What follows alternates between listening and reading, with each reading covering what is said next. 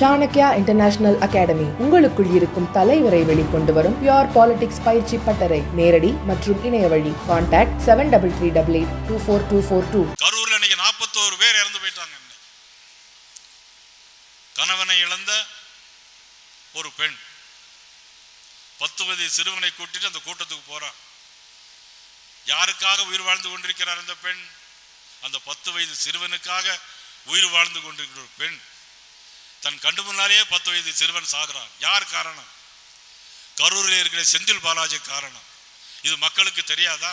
எல்லாருக்கும் தெரியும், நாட்டுக்கே தெரியும். இந்த மாதிரி சூழலில் நாம் தேர்தலை சந்திக்க இருக்கிறோம். அதனால் உங்களை நீங்கள் உயர்த்தி கொள்ளுங்கள். நமது கட்சியை நீங்கள் தூக்கி பிடியுங்கள். எங்கு போனாலும் பாரத பிரதமர் நரேந்திர மோடியோட பெயரை மட்டுமே சொல்லுங்கள்.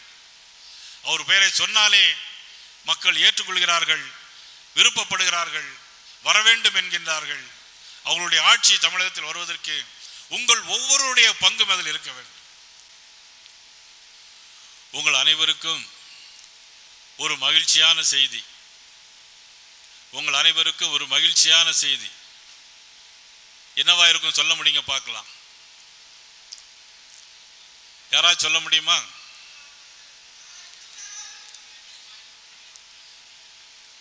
ஏப்ரல் 20ஆம் தேதிக்கு மேல தமிழ்நாட்டில் தேசிய ஜனநாயகத்தினுடைய ஆட்சி, கட்சியினுடைய ஆட்சி வரப்போகுது. ஏப்ரல் 20ஆம் தேதிக்கு மேல நீங்க குறித்து முருகனுடைய சன்னிதானத்திலிருந்து நான் சொல்றேன். ஏதோ சொல்ல வேண்டும் என்பதற்காக மட்டும் சொல்லவில்லை. நமது கூட்டணி கட்சியினுடைய தலைவர் அண்ணன் EPS அவருடன் நான் பேசியிருக்கிறேன். கூட்டணியுடைய யாரெல்லாம் வருவார்கள் என்பது வேறு விஷயம். அதெல்லாம் ஜனவரி மாதம் 10ஆம் தேதிக்கு மேல் எல்லாமே முடிவாகிவிடும். அண்ணன் ராதாகிருஷ்ணன் அவர்களோட சொன்னார்கள், பத்திரிகையில் எழுதி கொண்டிருக்கிறார்கள், ஆட்சி மாற்றம் உறுதி, ஆட்சி மாற்றம் உறுதி என்பதை நீ பத்திரிகையில் எழுதி கொண்டிருக்கின்றன. இந்த சூழ்நிலையில் தான் இவ்வளவு பெரிய நம்முடைய அணிகளுடைய பொறுப்பாளருடைய மாநாடு பழனி மலை அடிவாரத்தில் நடைபெறுகிறது. ஏற்கனவே எந்தெந்த கட்சிக்கு எவ்வளவு கொடுத்துருவோமோ 2 சீட் குறைவாக கொடுக்க போறதாக திமுக தரப்பிலிருந்து செய்தி. அப்போ நிச்சயமா அதுல எத்தனை பேர் தொடர்வார்கள் என்பது தெரியாது. இதுலயும் நமக்கு 3 அணி தேர்தலை சந்திப்போமா இல்ல 4 அணியா தான் தேர்தலை சந்திப்போமா அப்படின்னா, இப்போ உள்ள சூழ்நிலையில 2 அணியா நின்னாலே நம்ம எல்லா இடங்களிலும் வெற்றி பெறுவோம். 2 அணியா நின்னாலே ஆனால் வாய்ப்பு குறைவு என்று நினைக்கிறேன். 3 அணியா நின்னா உறுதியாக வெற்றி பெறுவோம், ஆட்சி அமைப்போம், எந்த விதமான சந்தேகம் கிடையாது. அதனால நீங்கள் யாரும் திமுக பத்தியோ கூட்டணியை பத்தியோ இல்ல அவங்க ஓட்டுக்கு ரூபா கொடுப்பாங்க அப்படிங்கிற பத்தி கவலைப்பட வேண்டாம். ஓட்டுக்கெல்லாம் ரூபா கொடுத்து ஜெயிக்கிறதா இருந்தா இந்த நாட்டில் டாட்டாவும் பிர்லாவும் தான் பிரைம் மினிஸ்டரா இருக்க முடியும், அம்பானியும் தான் பிரைம் மினிஸ்டரா இருக்க முடியும். அப்படிலாம் ஒரு காலம் அமையாது. ஆட்சி மாற்றம் வரும்போது மக்கள் ஆட்சிக்கு எதிராக போர் குரல் எழுப்பும் போது எத்தனை 1000 ரூபாய் கொடுத்தாலும் அது நிற்காது, எத்தனை 1000 ரூபாய் கொடுத்தாலும் அது நிற்காது. அந்த மாதிரி ஒரு சூழ்நிலை இப்பொழுது வந்திருக்கிறது. ஆட்சி பொறுப்பேற்று 4 வருஷம் ஆச்சு, 4 வருஷம் ஆச்சு. என்ன செஞ்சாங்க? ஒண்ணுமே செய்யல. அவருடைய மகன் உதயநிதி ஸ்டாலினை துணை முதலமைச்சர் ஆக்கிறார், அவ்வளவுதான். மருமகன் சபரீசன் பின்னால இருந்து இன்னைக்கு 50,000 கோடி ரூபாய்க்கு மேல சம்பாத்தியம் பண்ணியிருக்கிறார். அதுக்கெல்லாம் ஆட்சி மாற்றம் வந்த பிறகு அதுக்கெல்லாம் அவர்கள் பதில் சொல்லியே தீர வேண்டும். இது ஏதோ நான் ஒப்புக்காக உங்களை நம்ப வைக்க வேண்டும் என்பதற்காக நான் பேச. நீங்களா விசாரித்து பாருங்க. எல்லாம் வாட்ஸ்அப்ல தான் செய்தி வந்துகிட்டே இருக்க. இப்போ திருமதி வானதி சீனிவாசன் சொன்னாங்க, வாட்ஸ்அப்ல மட்டுமே ஆட்சி நடத்திட முடியாது.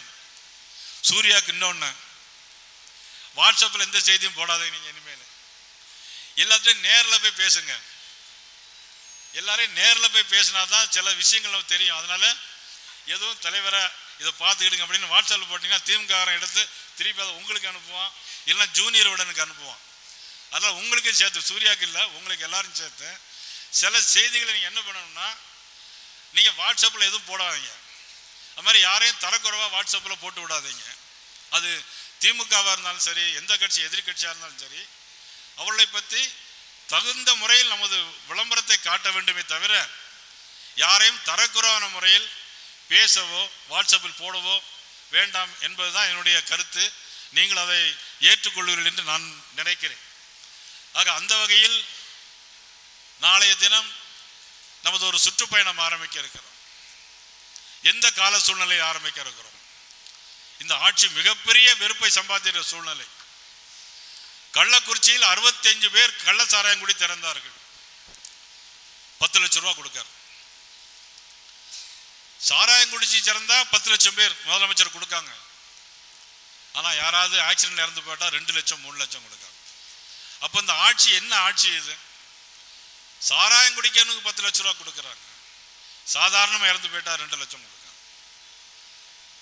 எல்லா பெண்களுக்கும் ஆட்சி பொறுப்பேற்ற உடனே மகளிர் உரிமை தொகை 1000 ரூபாய் தருவோம்னு சொன்னாங்க.